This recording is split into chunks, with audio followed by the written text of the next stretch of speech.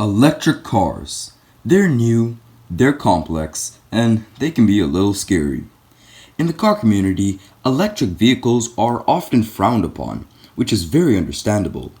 Electric cars are like foreign territory to those familiar with the traditional internal combustion engine. I also used to be pessimistic about EVs for a long time, but recently there's been one concept car which has completely changed my mind about electric vehicles. I'm talking about the upcoming all-new electric Hummer. When I first saw this thing, I was hyped.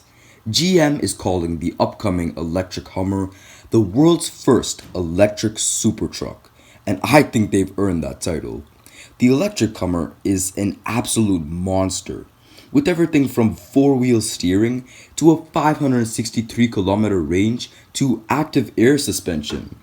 In today's episode, we're going to take a deep dive look at the insane firepower and the ingenious off-road technology that will be present on the upcoming GMC Hummer EV Edition 1.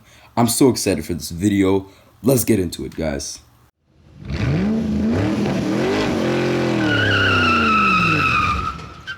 The Hummer EV has an insanely long list of incredible features. It took me a page and a half just to write them all down. The first thing that we're going to explore in this video is the Hummer EV's engine, except it doesn't have an engine. The Hummer EV has three identical permanent magnet AC electric motors, one in the front and two for the rear. In the back, each motor controls one of the wheels independently, allowing for torque vectoring. Up front, a single electric motor powers both wheels by means of an electronic locking differential. When GM revealed the Hummer EV Edition 1, they announced some power figures that were truly insane. 1,000 horsepower. That alone is incredible, but it was what came next that blew my mind. 11,500 foot-pounds of torque to the wheels. NANI? When I saw this, I was speechless. How is that even possible? How was GM able to achieve this? Well, the secret behind this insane amount of wheel torque lies in a fairly simple concept: gear ratios. High gear ratios are also known as short gear ratios, and low gear ratios are also called tall gear ratios. I know, the naming is very confusing. So for our example, the red gears symbolize the gears being driven by the engine or motor, and the green gears are the gears that drive the wheels. So for our example, for our high, aka short gear ratio, we'll look at a gear ratio of 5:1. For our low, aka tall gear ratio, we'll use a hypothetical gear ratio of 1:1.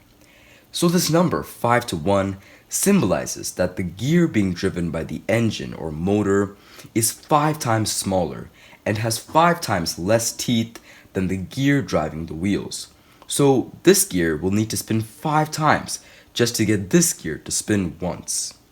In a 1:1 gear ratio, both gears are of the same size. They both have the same amount of teeth. So every spin completed by this gear will spin this gear just once. So let's say that we have two cars. The first with the gear ratio of 5:1 and the second with the gear ratio of 1:1. So for this example, let's ignore drivetrain power losses and final drive ratios and all that stuff. Let's just focus on these two gear ratios. So let's say these two cars were traveling at the exact same speed. The car with a 5:1 gear ratio, its engine would need to work 5 times as much. It would need to spin 5 times as fast just to go at the same speed as the car with the 1:1 gear ratio. So let's say that these two cars' engines were spinning at the exact same RPM. Now again, for this example, we're not looking at final drive ratios or drivetrain losses. We're only focusing on these two gear ratios. So let's say that both of these cars' engines were spinning at 4,000 RPM.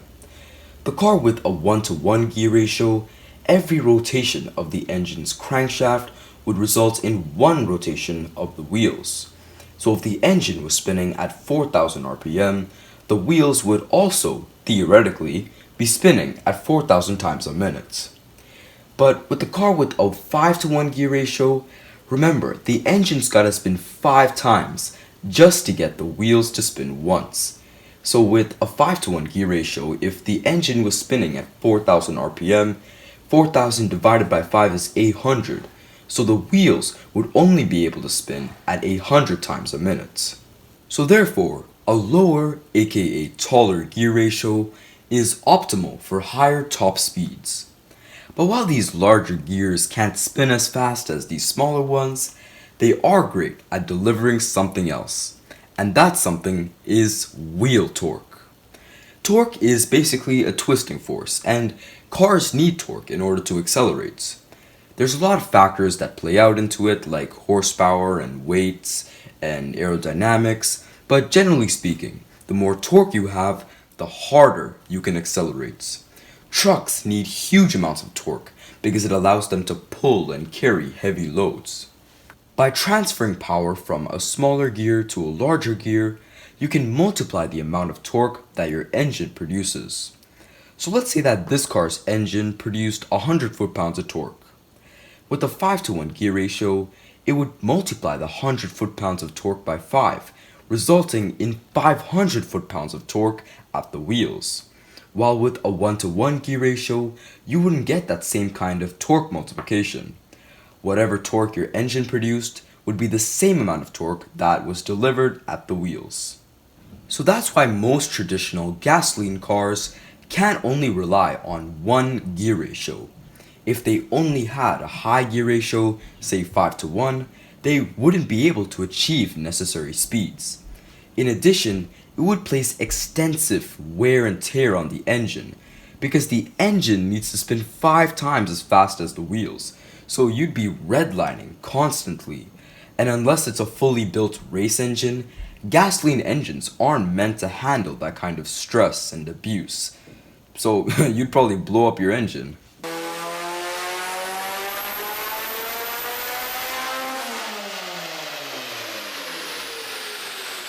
You also cannot only rely on a low gear ratio, because without that torque multiplication, it'd take you forever to accelerate. And for big trucks to pull all those heavy loads, forget about it. So gasoline cars need a wide range of gear ratios: high, low, and in the middle. And that is the purpose of a transmission. But see, electric cars are a different story. Electric motors are capable of spinning twice, even 3 times as fast as conventional gasoline engines. High-end luxury performance electric cars can rev up to 15 to 20,000 RPM. And unlike gasoline engines, it doesn't place insane amounts of stress on electric motors for them to be able to rev so high. Because of the high revving nature of electric motors, they're able to get away with using incredibly high gear ratios, anywhere from 8 to 1 to 15 to 1. Because they're able to spin so fast, even with a gear ratio of 10 to 1, they are able to spin the wheels fast enough in order to achieve good top speeds and not blow up in the process. But here's the thing, using an incredibly high gear ratio, say 10 to 1, multiplies your motor's torque by 10 times, resulting in outrageous amounts of wheel torque. So let's go back to the GMC Hummer EV Edition 1. The Hummer's 2 rear motors each have a gear ratio of 10.5 to 1, and its single front motor has a gear ratio of 13.3 to 1.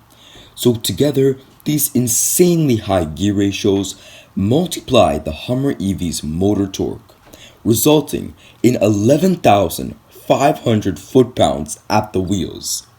And so that is how GM was able to achieve this insane amount of wheel torque. Boom! So you may be wondering, what does all this wheel torque and horsepower get you?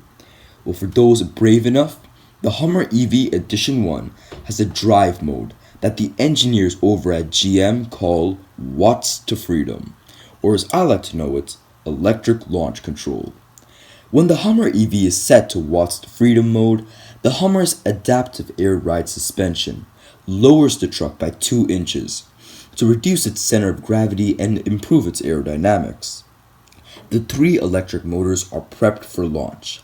And this brings us to yet another advantage of electric cars. They produce maximum torque instantly from 0 RPM. So you got your Hummer in Watts to Freedom mode and you're looking down the drag strip in anticipation. The time has come. You take a deep breath and slam your foot on the accelerator. All at once, the 3 electric motors unleash 11,000 pound-feet of torque to the wheels, rocketing the Hummer EV from 0 to 60 in 3 seconds. That's faster than a BMW M8 competition.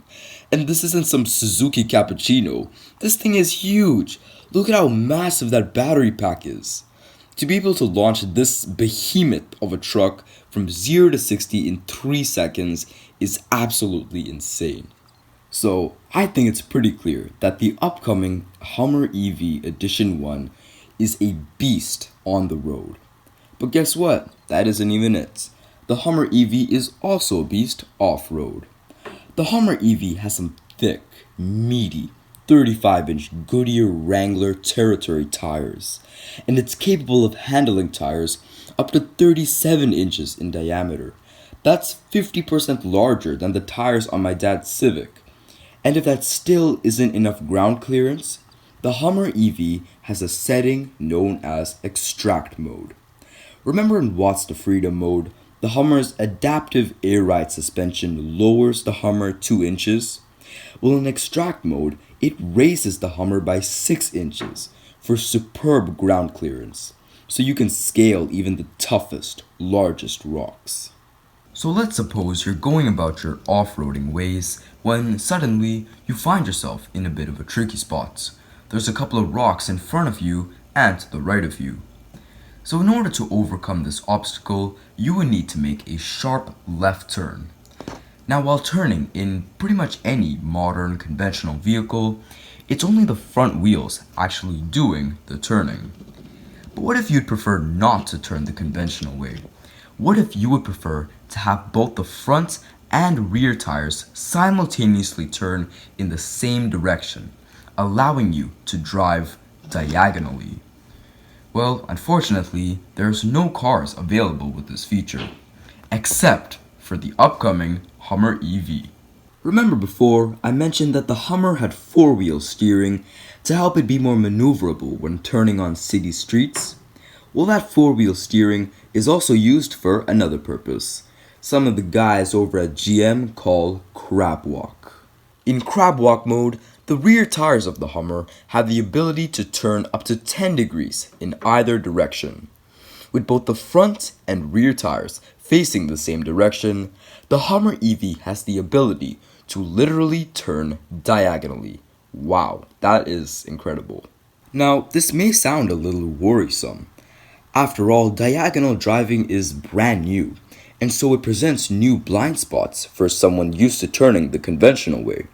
But luckily, GM's got this problem covered, with 18 waterproof, ultra-vision cameras placed around the Hummer's body, giving you a view of every angle, every blind spot of the Hummer EV, even what's under the Hummer. But let's just say you do hit something. I mean, hey, accidents happen. Now this is quite a bit of a risk. I mean, you wouldn't want a sharp rock damaging your battery or your precious electronic locking differential. Well, unfortunately, the engineers over at GM forgot to think of this one. Psych! Just kidding. The Hummer EV has a suit of underbody armor with steel plates and robust shields to protect the front differential, battery pack, and the underbody of the Hummer EV. 2020 has been a really good year for GM. Well, except that shady partnership with Nikola. But I mean, come on. First the insane C8 Corvettes, and now this monster of a prototype truck. The Hummer EV is like the one-punch man of trucks.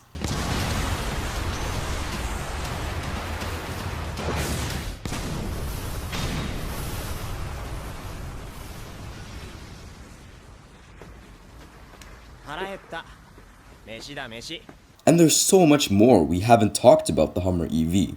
We haven't even gotten into how daily drivable this thing is, with 14 Bose speakers, a luxurious interior, and a semi-autonomous driving mode known as Super Cruise. The Hummer EV Edition 1 checks every box a customer would want in a truck of this class. Good performance? Check. Comfort and luxury? Check. Off-road capability? Check. Sick exterior styling? Check, check, check. The Hummer EV has it all. GM took a really bold move, making a car for this relatively new vehicle segment. But they didn't cut any corners, and I think that they've executed it perfectly. Hey, if I had the money, I'd buy this over the Cybertruck in a heartbeat. And that concludes this episode. I had a lot of fun making this video, and I hope you guys enjoyed it just as much as I did. If you did, please consider leaving a like or subscribing to our channel. And as always, thank you so much for watching, stay safe, and I'll see you guys next time. Peace out.